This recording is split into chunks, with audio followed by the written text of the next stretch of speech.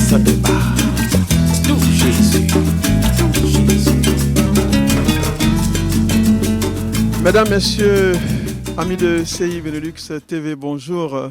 CI Benelux TV reçoit aujourd'hui un artiste ivoirien qui est bien connu et je pense que ce sera une opportunité pour lui de se présenter, de faire un peu la connaissance de nos téléspectateurs de CI Benelux ici à Bruxelles. O'Neill Mala, bonjour. Bonjour. Vous êtes de passage à Bruxelles. Oui, bien sûr.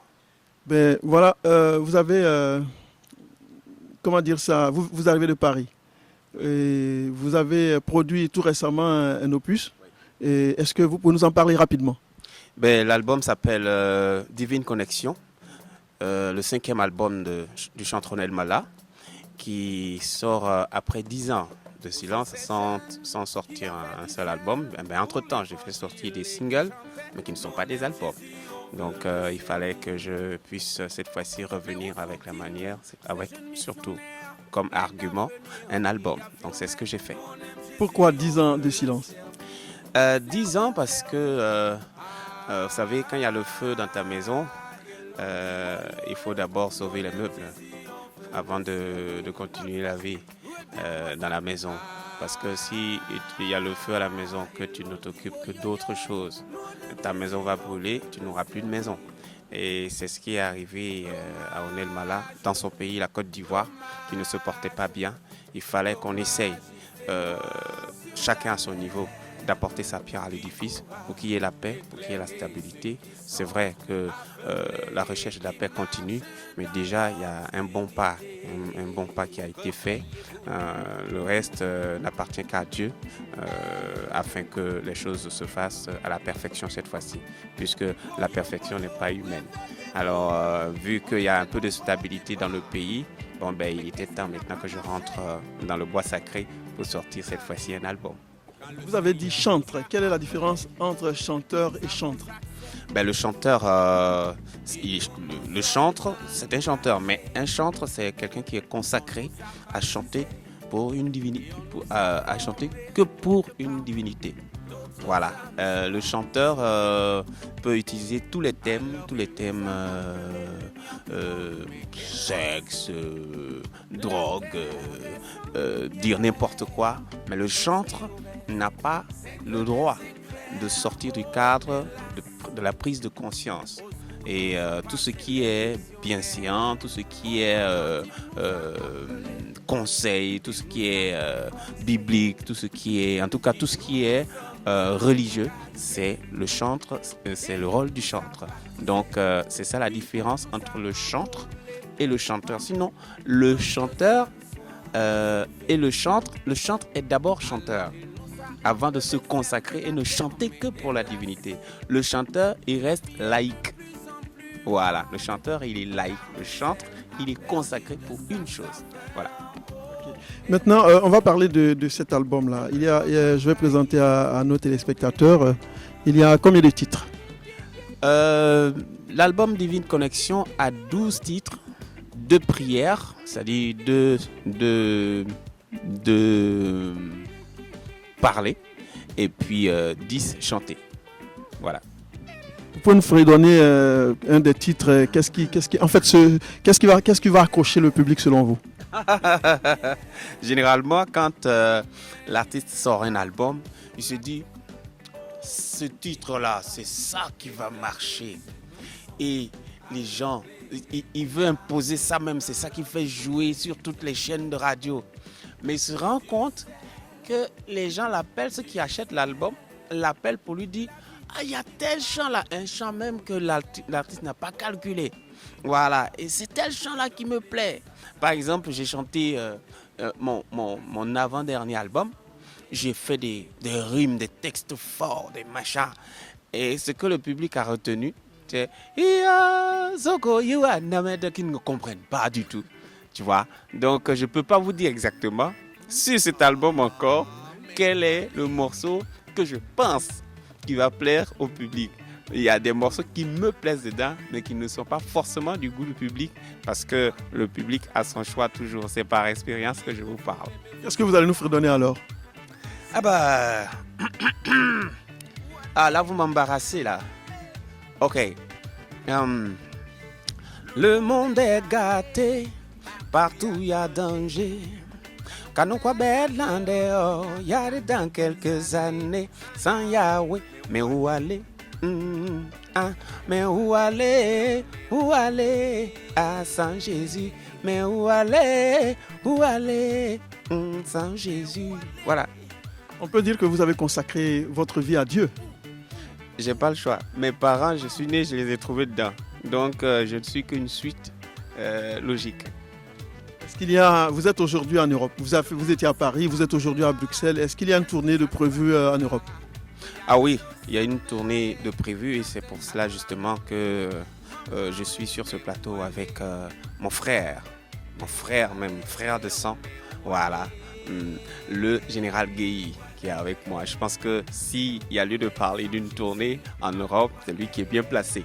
Moi, je suis sûr que, si je suis sûr d'une chose, moi, c'est qu'il y a un album qui vient de naître et que je suis très heureux d'être à Bruxelles. Ok, on va revenir à Gueye qui va nous parler de cette tournée. Mais sur cet album-là, qui sont ceux qui ont travaillé là-dessus, qui sont un peu connus peut-être du grand public ivoirien? Alors, j'ai d'abord commencé l'enregistrement de l'album à Abidjan. Il y a certains morceaux qui ont été enregistrés au studio Ben Yahweh qui se trouve au Carrefour Diallo à Abobo, quelque part dans un glo-glo là-bas. Nous avons enregistré là-bas à Abobo. Après, une partie a été enregistrée à Yopougon, à côté en face de la BAE. Il y a un quartier qui est là, qui n'est pas connu du tout. Ce quartier-là, c'est là que j'ai fait. Ceux qui connaissent le quartier en face de la BAE, ils savent de quoi je parle. Ça a été enregistré là-bas. Voilà, cité CIE, voilà, en face de la BAE, voilà. Alors, après, je suis venu avec les maquettes et les pré-enregistrements au niveau de Paris. Et j'ai rencontré M.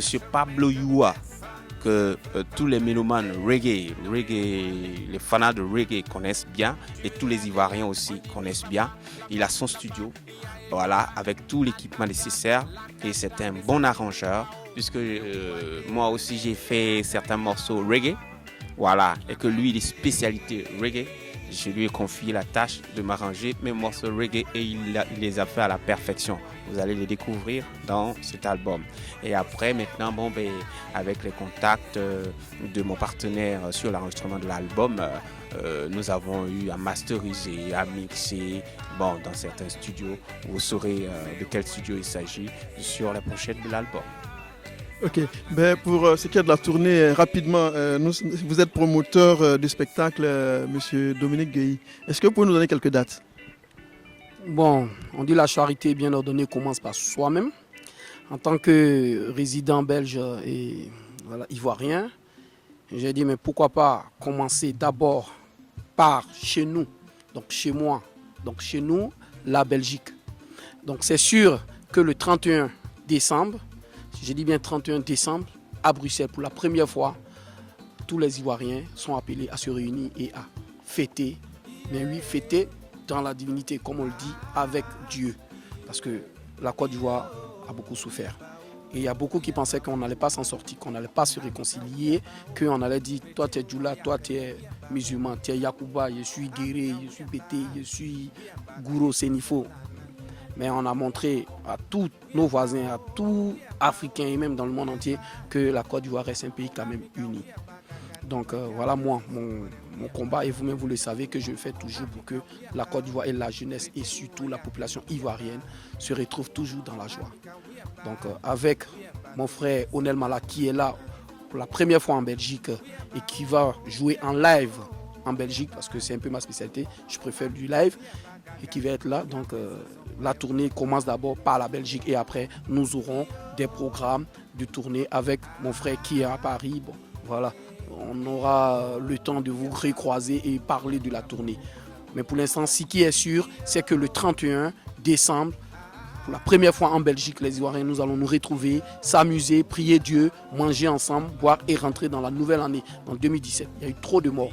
Mais vous avez vu ce qui s'est passé, Papa Wemba, vous avez vu le chanteur, mon petit frère, de Bordeaux. Vous avez vu le chanteur, le pianiste d'Alpha Blondet, Asalfo. Il y a eu beaucoup de décès qu'on n'a rien compris. Donc je pense que nous qui avons cette chance de vivre, même Woya, voilà, comme on le dit, il y a eu beaucoup de choses.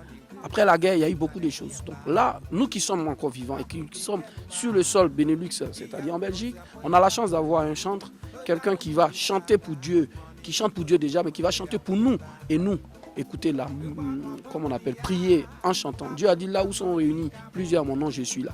Donc je pense que le 31 décembre, ici à Bruxelles, Dieu va être là, Dieu va descendre. Et il aura le show.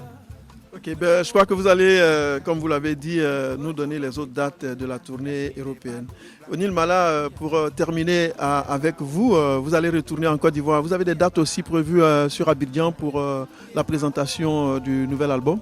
Oui, il faut que j'arrive sur place déjà pour que, avec le staff qui se trouve sur place qui m'attend, nous puissions maintenant définir les dates réelles. Sinon, j'arrive, je n'en ai pas pour longtemps.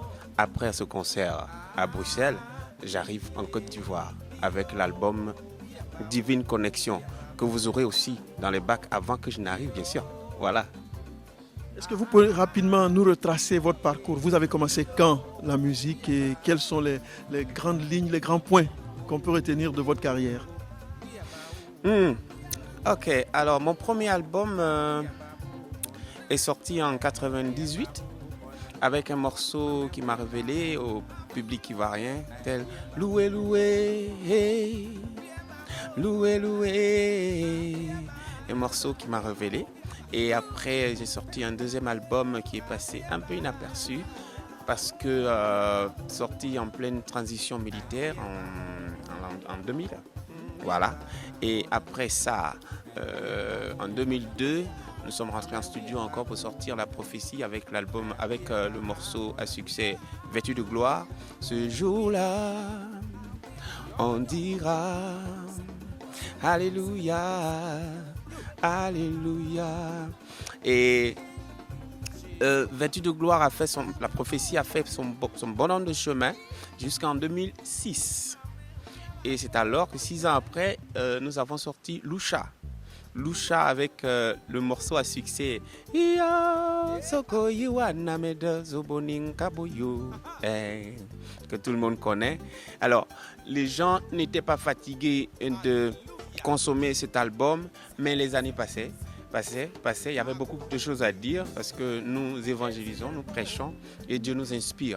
Alors, il était important 10 ans plus tard, c'est-à-dire de 2006 à 2016, qu'on sorte aussi quelque chose pour que l'aventure continue. Voilà, avec Divine Connexion cette fois-ci.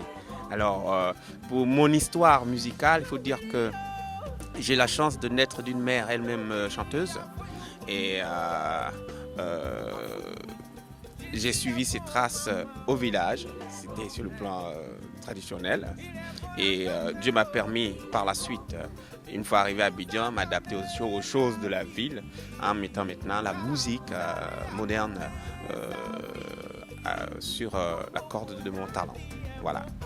Avant de revenir à vous pour votre dernier mot, je m'adresse encore à notre frère Dominique Guéhi. Est-ce qu'il y a d'autres spectacles, d'autres artistes que vous comptiez faire venir ici en Belgique? Vous-même, vous le savez, comme on le dit, seul le travail paye. On a beaucoup d'artistes à faire venir ici au niveau de la Belgique parce qu'on a besoin de ça. Comme j'ai dit, après le travail, c'est le beau temps. Après le travail, il faut vivre, la vie continue. On ne va pas toujours rester ici en Belgique, se concentrer sur le boulot et que le boulot. Donc, où la musique réunit les Ivoiriens, je pense que c'est quelque chose de bien. S'il y a des artistes qui peuvent venir mettre la joie dans le cœur des Ivoiriens et des Africains maintenant, je dis Africains parce que la Côte d'Ivoire, nous sommes une plaque tournante au niveau de la musique, donc il y a beaucoup de pays quand même qui nous suivent. Même au concert d'Onel Mala, vous allez voir des artistes surprises mais reconnus dans des pays comme le Congo. Et ça, je ne dirai pas grand-chose, vous verrez. C'est des surprises. Il y aura même des Ivoiriens que vous n'attendez même pas eux qui seront là comme artistes. Ça, c'est le petit... quelque chose que voilà, on met de côté pour l'instant. La boîte secrète, voilà, comme on le dit chez nous. Mais artistes au niveau de la Côte d'Ivoire, il y a beaucoup. Et vous aurez l'occasion de les découvrir. Je vous remercie. Onel Mala, nous sommes pratiquement à la fin de cette interview. Quel est votre dernier mot? Mais je voudrais dire d'abord merci à Benelux TV. C'est un privilège pour moi. C'est vrai que depuis 2-3 jours maintenant, je suis très très heureux de me retrouver en Belgique, mais avec Benelux TV qui me permet encore d'extérioriser ma présence ici via sa chaîne. Je suis plus qu'heureux et je bénis Dieu pour tous les Ivoiriens qui m'ont réservé un accueil chaleureux. Partout où je suis passé, les gens m'ont accueilli au point où il m'était très difficile de manger, bouffer la nourriture de ma belle-sœur. À chaque fois, elle me fait les plus bas, machin. Mais quand Guy sort avec moi, on va quelque part. Les Ivoiriens de là-bas veulent aussi faire leur part. Que je garde un petit souvenir, que ce soit sur le plan physique, que ce soit sur le plan gastronomique. Chacun veut apporter sa petite contribution et finalement, je suis gâté. Alors le clou, c'est Benelux TV. Vraiment, je tiens ici à vous dire merci. Merci à mon frère Guy Dominique parce que voilà, il est en train de prouver au travers tout ce qu'il est en train de faire pour moi que voilà, les frères restent des frères et la Côte d'Ivoire reste la Côte d'Ivoire. Je voudrais dire aussi à tout le public qui nous regarde que le 31 décembre, ce sera une réalité que nous allons tous vivre. La fin de toute chose vaut mieux que son commencement. Nous serons en fin d'année. Il y en a qui finissent l'année avec des accidents graves. Il y en a qui finissent l'année avec des maladies graves. Il y en a qui finissent l'année parce que madame est allée en boîte ou monsieur est allé en boîte. Il n'est pas vite rentré, ça a créé les séparations.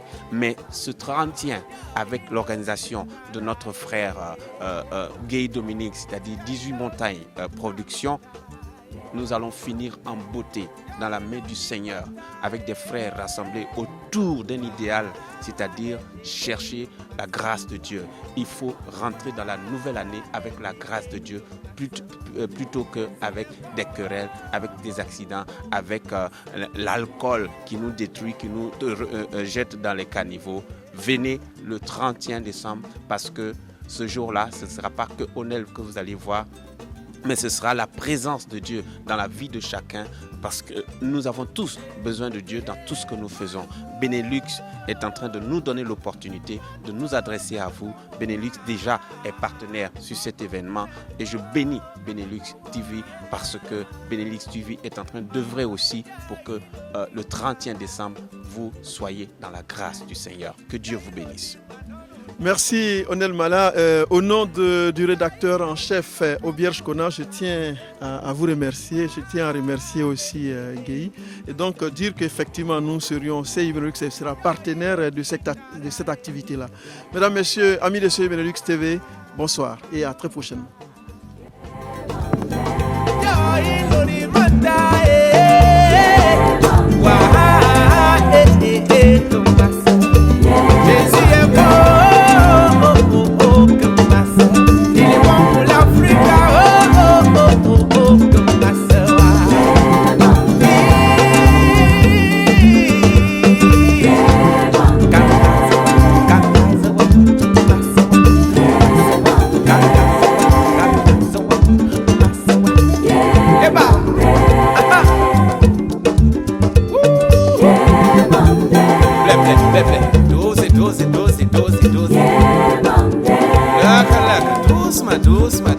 Doucement, on a fini.